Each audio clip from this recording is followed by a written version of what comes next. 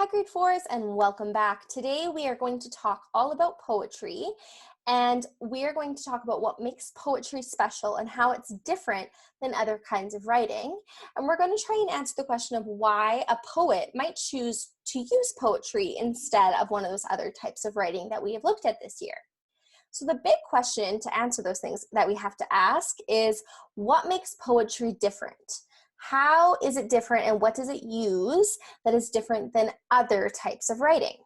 So what we're going to do is we're going to look at a piece of writing written by a grade 4 student, and there's going to be one that's a poem and one that's not. And I want you to think about the similarities and differences between these two types of writing and how you know which one is the poem. What does it use, and how can you tell? What makes it a poem? Okay, so let's get started. Here is the first piece of writing. One day last summer, I was riding my bike. I was going really fast and having lots of fun. But then I crashed my bike into my mom's favorite bush. I made a huge hole right in the center of it. When she asked me where I got all my scratches from and why there was such a huge hole in the bush, I pretended I didn't know what happened. I was afraid that she would be mad and I would get in trouble. She kept asking me, so I finally just told her that it was my bike's fault, not mine. So that was the first piece of writing, and then the second piece of writing is written by the same grade 4 student. Ouch, there's a hole in the bush. Wasn't me. What happened? Oh, these scratches? They're nothing. Okay, it was me. It was my bike's fault. Ouch. So this is the part of class where I would have you turn and talk about what is the same and what is different between these two pieces of writing. If you want to, you can call or video chat a friend. That would be a really great strategy to talk about this with somebody. And if you aren't able to do that, then grab a piece of paper and jot down a few ideas. What are the similarities between these two pieces of writing? What are the differences? And then which one's the poem? And how do you know? I'm going to give you some time to do that, so I would pause the video and we will be right back. Welcome back. All right, so here are some of the things that you may have talked about or written down during that time when you were paused. So here are some of the similarities that I thought of. I noticed that it had the same narrator in both the poem and in the narrative piece of writing. It was a young boy, and it had the same story as well. So it was, he crashed his bike, he didn't want to tell his mom, and then he blamed it on his bike. And then I also noticed it was the same purpose. The author was writing for the same reason in both the narrative and the poem. It was to tell you the story of what happened. There were some differences between them though. I noticed one really big thing was the length.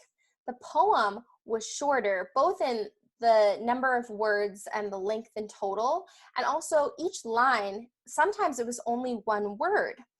I also noticed that the poem didn't have any punctuation at the ends of sentences. And in fact, a lot of them weren't complete sentences like we've been practicing so hard all year, whereas the narrative writing, it was all in complete sentences. And also, the very last thing that was different that I noticed was they just sound different. When I read the narrative writing, it sounded like I was talking and I was telling the story. But when I read the poem, it was more lyrical and it had a rhythm and pacing to it. I wonder if you had anything different. If you did, you should comment below or send me a message. Okay, so now that you have looked at the difference between a poem and a narrative piece of writing, we're going to look at a poem together and see what made it special. What are the names for those things that you noticed, like the length of it and the punctuation and all those pieces? This poem is called Falling Asleep in Class, and it's by Ken Nesbitt, and that's not Mr. Nesbitt. It's a poet that I found online who has a lot of really great poems for kids. We're going to read it together and we're going to look at the different parts. I fell asleep in class today as I was awfully bored. I laid my head upon my desk and closed my eyes and snored. I woke to find a piece of paper sticking to my face. I'd slobbered on my textbooks and my hair was a disgrace. My clothes were badly rumpled and my eyes were glazed in red. My binder left a 3-ring indentation in my head. I slept through class and probably I would have slept some more, except my students woke me as they headed out the door. I love this poem. It always makes me laugh. So we're going to look at the different parts of this poem and what makes it a poem. So let's start just by looking at the way it looks. That's called the form of the poem. You can see that they're kind of 4 sections, and normally in narrative writing we'd call those paragraphs, but in poetry those are called stanzas. So this poem has 4 stanzas. You can kind of think of those as the larger divisions in a poem. You can also see that each stanza has 4 lines. Usually in a poem, there's some pattern to how many stanzas and how many lines and how that all fits together.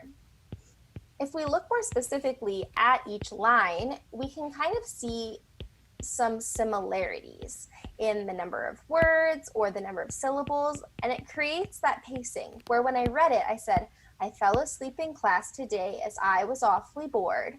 I laid my head upon my desk and closed my eyes and snored. So it has that kind of rhythm. That's a really important part of poetry, and it kind of makes it sound like music. So that's called rhythm, and that is called the meter, the way that it goes at a certain pace. This poem also happens to have a rhyme scheme, which means that this poem rhymes. You notice that bored and snored, face disgrace, read and head, more and door. So all of those words rhyme, which adds to the rhythm of this poem. So far we have the form, the stanzas and the lines, and we have rhythm, which it could include meter and rhythm. And then also a really big piece of poetry is imagery and theme. It's like, why am I reading this and what is it trying to tell me? So I don't know about you, but when I read this out loud, I can see it.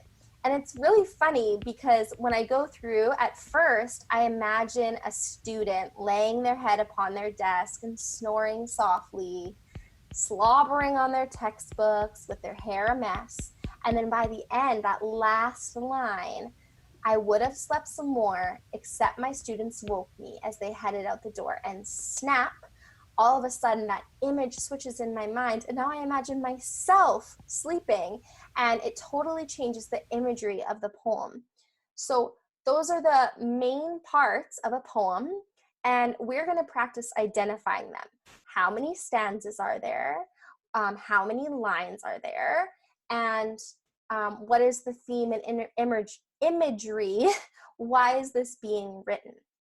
You are going to try this today with a poem of your choosing. There's going to be 3 options on Seesaw, and I want you to give it a try.